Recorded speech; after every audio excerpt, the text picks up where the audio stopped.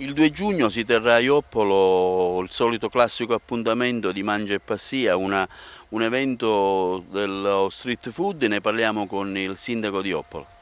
Eh sì, siamo ormai alla terza edizione di Mancia e Passia e quindi anche quest'anno abbiamo organizzato una bellissima manifestazione che porterà Ioppolo e farà conoscere a tanti e tanti dei paesi limitrofi Ioppolo Giancaxio con questa manifestazione di Mancia e Passia a cui faranno parte, parteciperanno tantissimi operatori della provincia. Una manifestazione che trova un suo spazio anche nella riscoperta del cibo di strada. Eh sì, proprio sulla scoperta del cibo di strada c'è la possibilità di assaggiare tantissime e tantissime di quelle nostre prelibatezze che abbiamo e che i nostri cittadini e operatori economici prepareranno. Ecco, un momento anche per passare una serata diversa, ci saranno anche dei momenti musicali.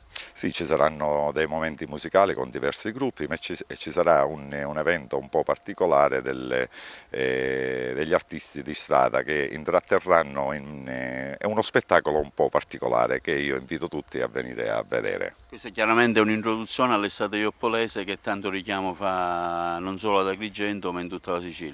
Eh sì, già siamo partiti, con giugno vogliamo partire, già lanciare quella che sarà l'estate ioppolese, la sagra del mellone giallo a Ioppolo, tutto quello che ogni anno Ioppolo ormai è diventato il punto di riferimento della città di Agrigento e dei paesi limitrofi.